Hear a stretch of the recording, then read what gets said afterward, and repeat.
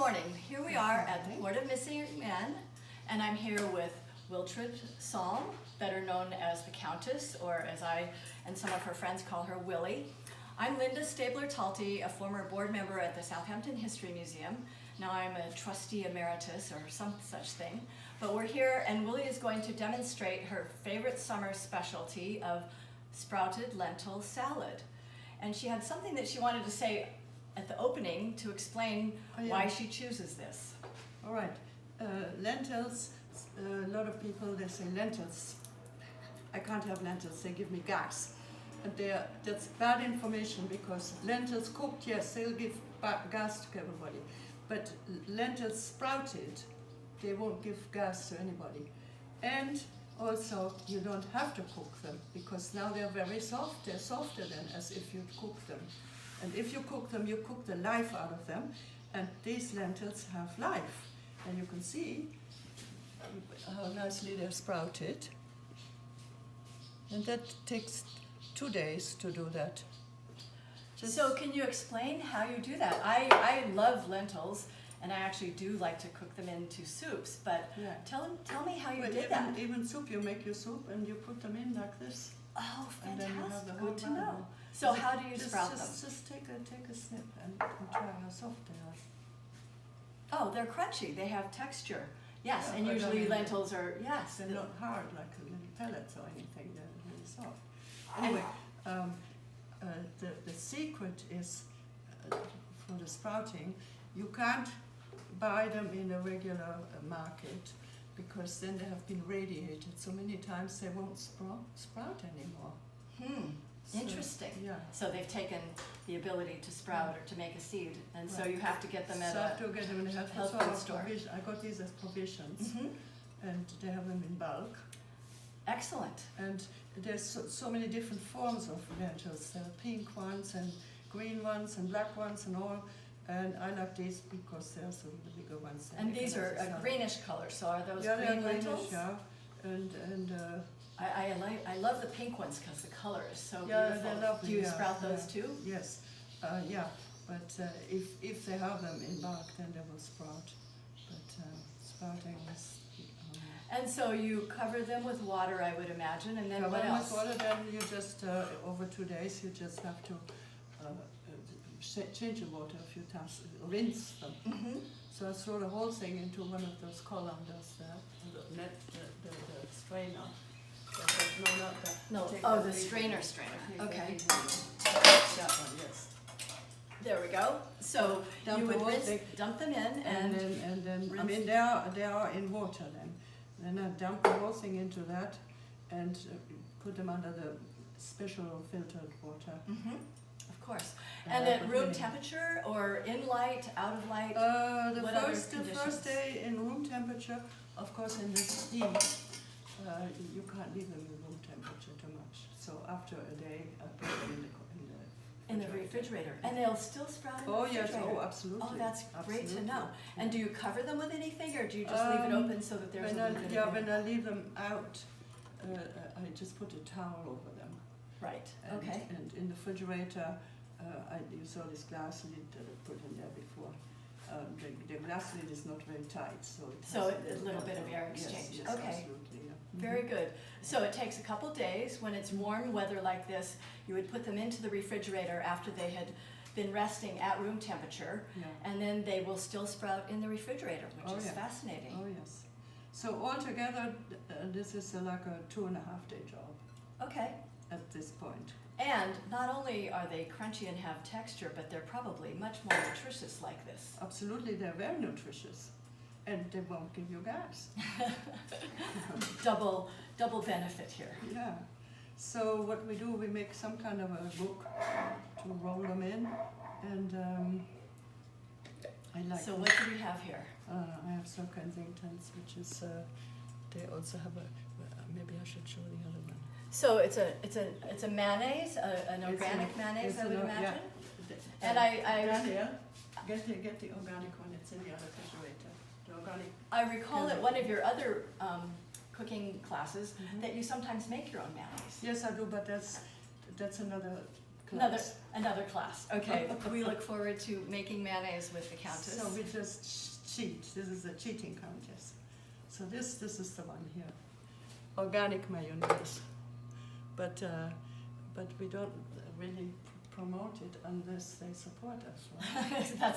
I recall that Tom said that. Yes, right. So use this here. So I would imagine that the organic mayonnaise tastes better than the kind that we buy from the grocery store. Yeah, And absolutely. also it's more nutritious in general, I would also. Yeah, absolutely. But this is a particularly good tasting one altogether. This and that, it's the same. It's all the same maker. So Kensington classic mayonnaise, and that means it has an egg in it or something like that. Oh, right.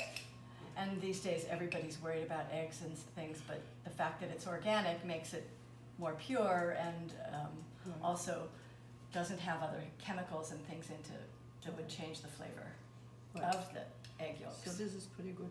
And I don't think we're going to use the whole bowl because we're going to put onion into here. Okay. And onion is, again, the same story.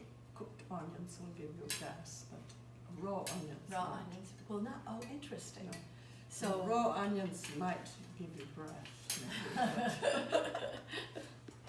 So this is also good. It's all the same thing. And this is what? Tastes good. It's just some taste good. And what does this have in it? It's called special sauce. So I'm going to have to find out what does special sauce have. If it came out of it, then it would really be special, wouldn't it? Yes. So just Okay, there's like a dollop of that. We have a couple tablespoons of the there's mayonnaise. another. It's a Sir Kensington. Same It company as looks like it might have some tomato product in it. I don't yeah, know. Yeah, it's good. Yeah, and it's not hot, which is Oh, good. interesting. Okay. Let me grab one of these. Sunflower oil, egg yolks, cucumber, vinegar, tomato paste. So that's where this orange color comes from. Lemon juice, Yeah. salt, mustard. Interesting. Okay, so it's like a Thousand Island dressing, sort of, is Yeah. what I would compare it to. So those of you that like to make your own, you could manufacture this. That's another thing. Next time we do the fondue with the pheasant. We don't tell anybody where the pheasant came from. And so we're now putting in some So apple this is cider apple vinegar. cider. Willie is a great Right. cook. She never Right. measures. So I'm going to help fill in the So- blanks here a bit. Just a little So bit. yeah, that's about a tablespoon. So Yeah. it looks like a tablespoon of the special sauce, And it's about a the tablespoon of bright apple cider apple vinegar. And again, apple cider vinegar is one of those things that it's worth getting the organic. It has what's called the mother at the bottom, and you can see it when it's rest. I mean, this has been shaken, but at the bottom, that's the part that makes the wine or the Oil. cider turn into vinegar. And that's very healthy for you, very good for your body and This is digestion. actually excellent vinegar. I almost like it better than the balsamic Oh, because the balsamic makes things very sweet. it does make things sweet, yes. When I do the coleslaw, I use the balsamic. Other people put a little sugar in there. Oh, yes, no. No, and that's an interesting point, which is balsamic vinegar can make things sweet without adding sugar. It has its own natural sugar. Yeah. We have a helper on Just a little the side here supplying things. So that's a bit of balsamic vinegar. I would say about half as much as the cider vinegar. So you get the tartness of the cider vinegar with a little bit of sweet from the balsamic. It's a couple tablespoons of mayonnaise and about equal proportions of everything else with a little less of the balsamic. And so you mix that in the bottom of the bowl. So now comes the big secret, The big secret, which looks like no extra name virgin from Italy. olive oil from Italy. So we know that it's pure. Now I'm supposed to put this in very slowly, like a thread. Do you want me to mix it while you do that? But you can do that. Here. So So some things work better in cooking when you stir it as you're adding the thing. This probably doesn't make a difference, but in batters. So that looked like about a tablespoon, and another tablespoon or so. And this is what I love about Willie's cooking, is that she knows how she likes things, and I think at the end she'll give it a taste test and see if it needs any of these other ingredients. So on something like this, a salad not baking, you can kind of use your own ideas and taste buds to decide how much of something you would like or how little of something you would like. And the secret is to start off on the little side and then build up to what it is that you really enjoy. I've already been to the garden this morning. Right, So you have a beautiful garden too. You grow a lot of your own produce? I grow a lot, but this year was not a good year because sprinkling is not as good as rain. Rain, right. It Yes. makes a big difference. Yes. So you're hand watering everything rather than, Yeah.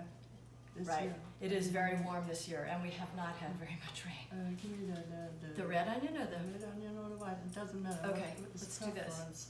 I think maybe for the amount that we're making, we're not making that whole bowl, Okay. because that feeds the whole family. So we use this. Use this one, okay. Yes. And that'll get some nice color too. And Yeah. I think that the red onions tend to be a little bit sweeter than the white onions. Do you find that, or Yeah. not so much? Yes. The white onions are not keepers, so we have to use the white onions always first.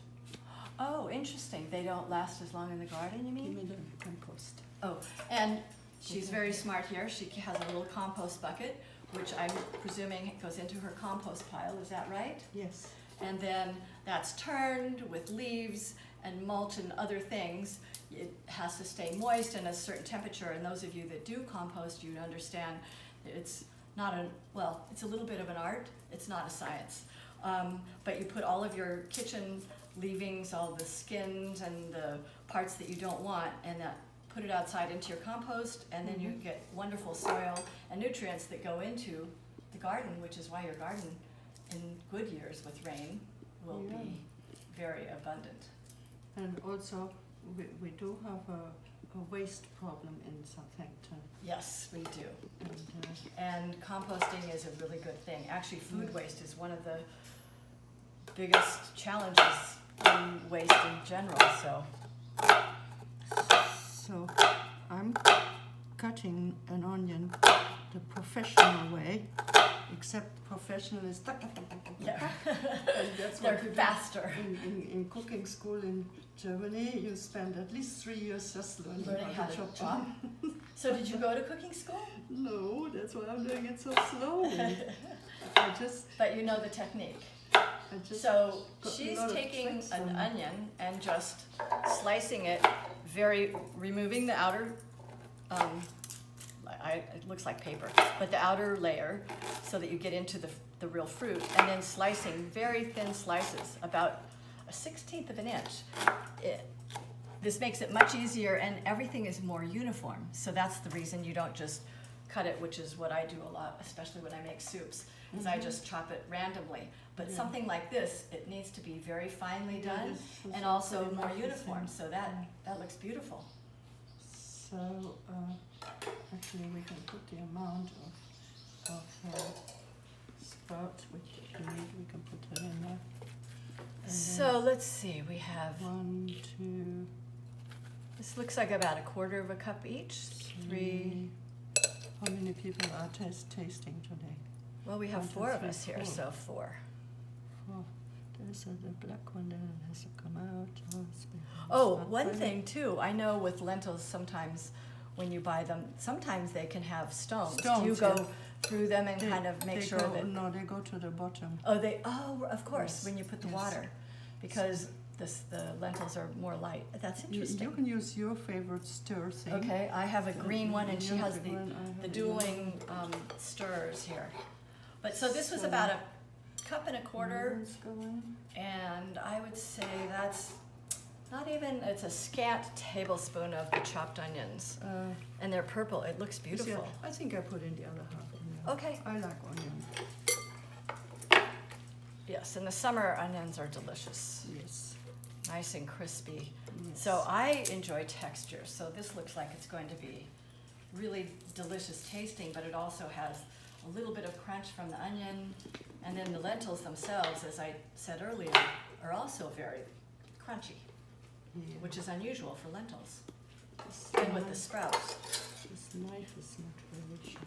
I want this one. Do you want this one from here?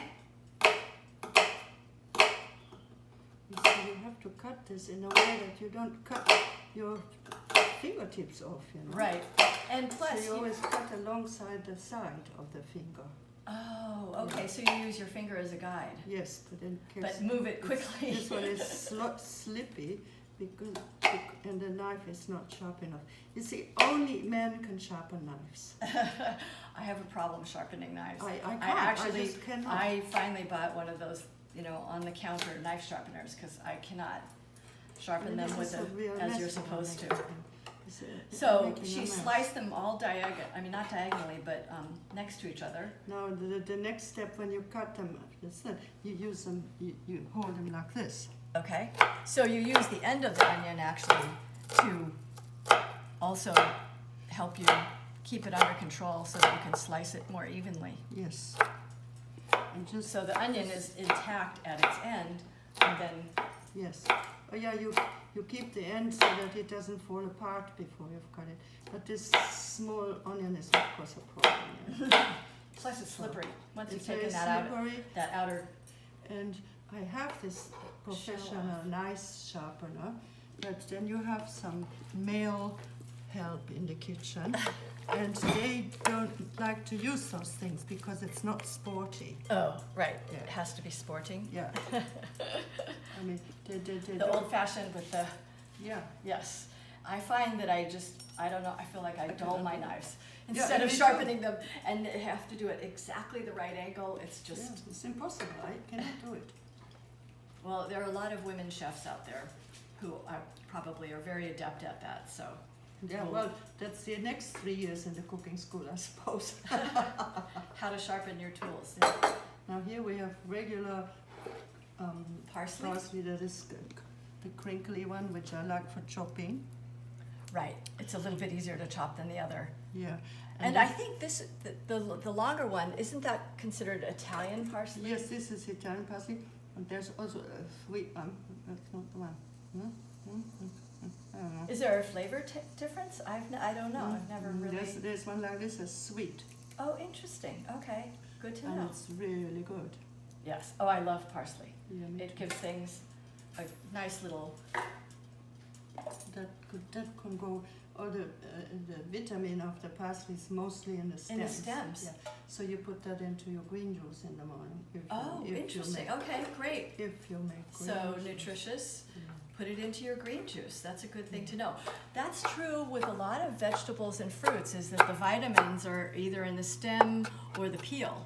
So I find that I often eat the peel instead of cleaning it, or use it, like you said, in a green juice, or also put it into a soup or something that you Right, would. absolutely, yeah. That's very smart to do that.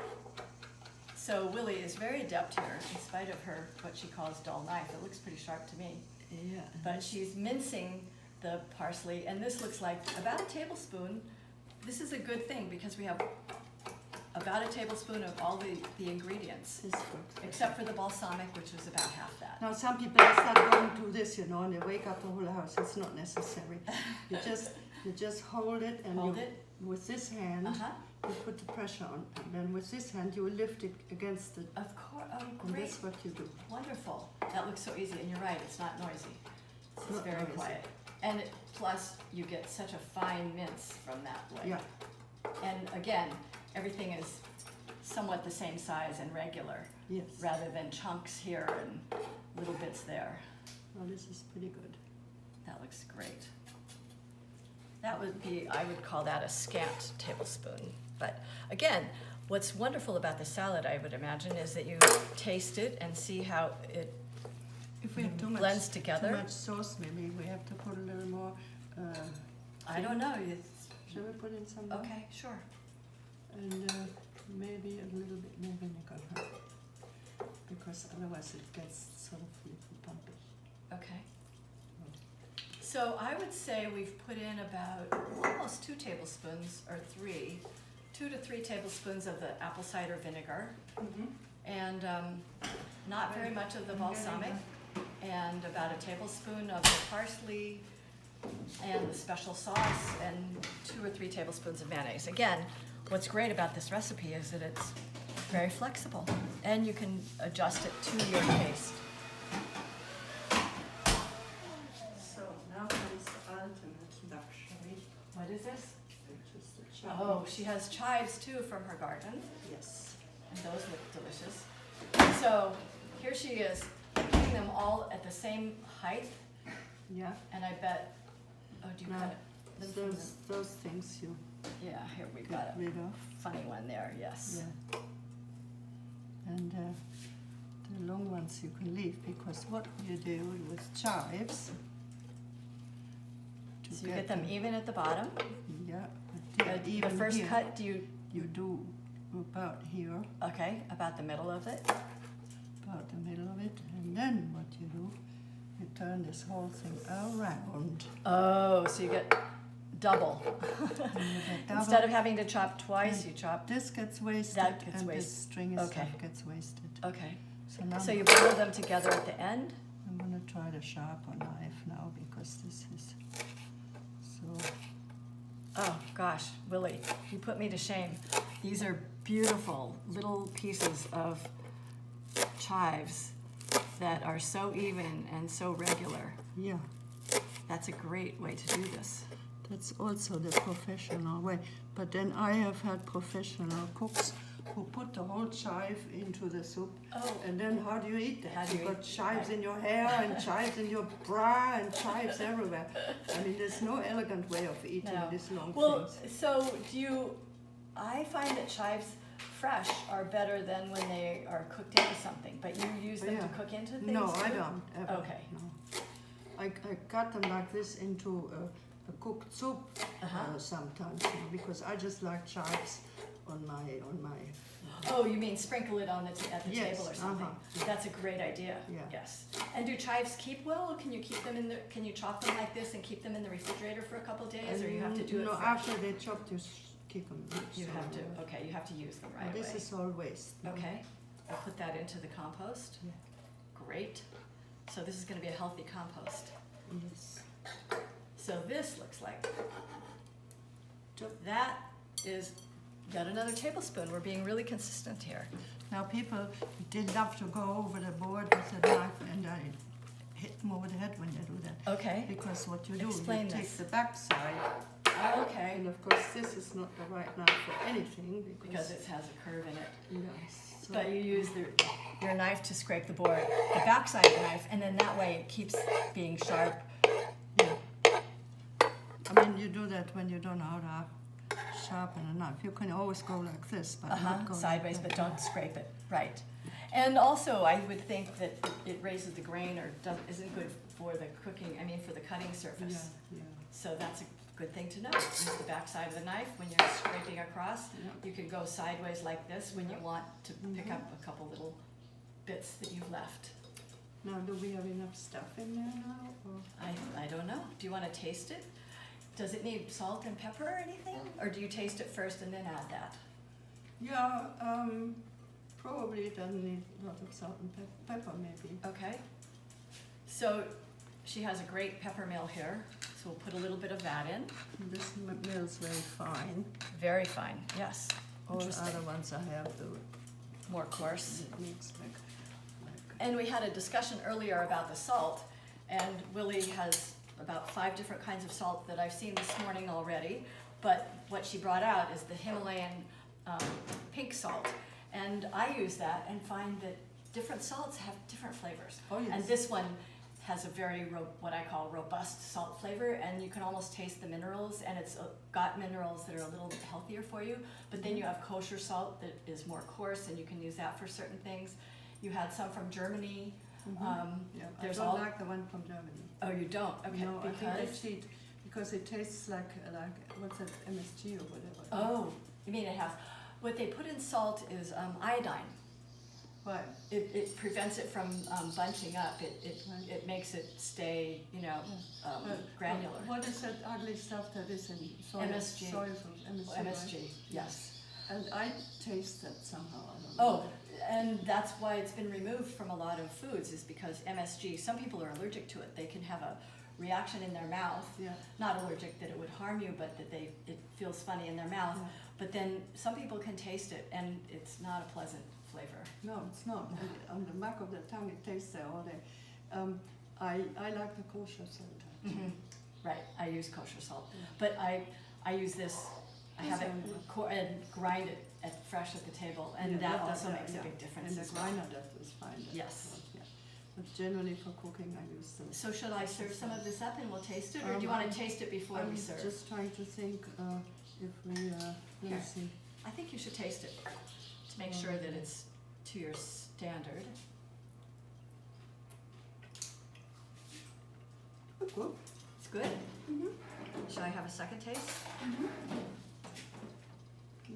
Always go with like this Always what?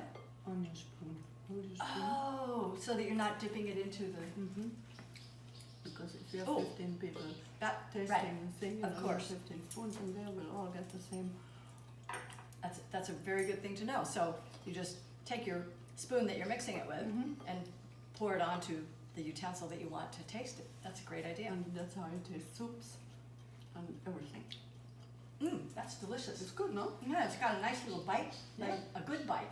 Yeah. You can taste the vinegar, and it's kind of sweet, crunchy, Mhm. and you get those onions and parsley. It's delicious. It's good, yeah. Very Okay. good. So, and in other words, this goes back in the refrigerator. Okay, and then how long can these sprouted lentils keep in the refrigerator?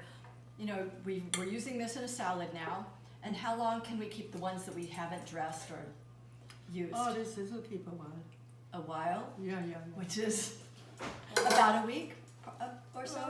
I 5 days? I would probably not keep them for a week, but 3 days at least. Okay, Yeah. so 3 days, you've got more salad, you can make fresh dressing, and then that's a nice way. Sometimes it's nice to have something dressed and it kind of, the flavors meld for a day or two. And then it kind of gets boring, or it's too much, or things they change their texture, so that you can make a fresh salad in 2 or 3 days. It's perfect. I mean, you can also put more stuff in there, like small cut carrots. Oh, that would be not good. cooked too soft, you know.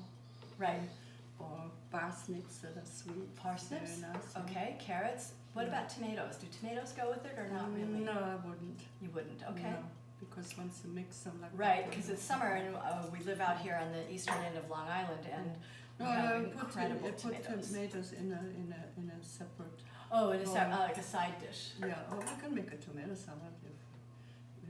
And we have the olive oil, and we have basil from the garden.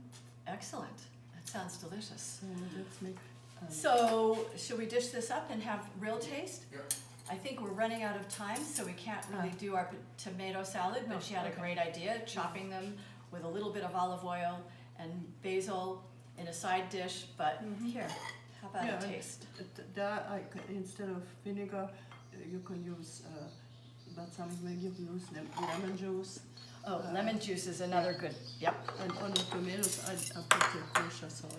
And we have here, what is this china that you have? It's beautiful, blue and white, Oh, this is Danish. Danish. Denmark. It's really lovely, and it makes the lentils look very delicious and Yeah. appetizing. Okay. So thank you for being with us, and hope you join us next time at Port of Missing Men. Oh, here's Willie's basil. Oh, those are small ones. Oh, they smell so aromatic. Anyway, thank you for being with us. Just over your hand. You And- put your hand on them and smell your hand.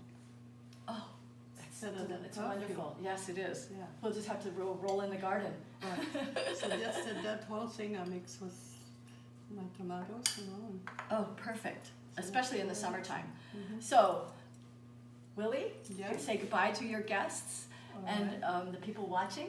And thank you for Okay. joining us on behalf of the Southampton History Museum. We look forward to seeing you next time when Willie, the Countess, will make some surprise dish. Mhm.